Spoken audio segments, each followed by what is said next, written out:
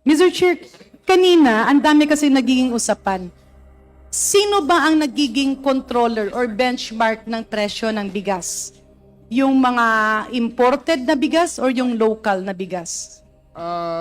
Mr. Chair, ang majority pa rin ng bigas natin is local at 78%.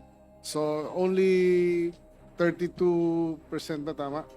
22% ang imported. So ang main driver pa rin ng price is the local. So, ang main driver- Depende magkano binili ang local price ng palay. Kasi kung ang problema nga, ang average price ng palay na binili this year is 27.45 per kilo. That is equivalent to 48 pesos and 51 centavos sa merkado na 25% broken.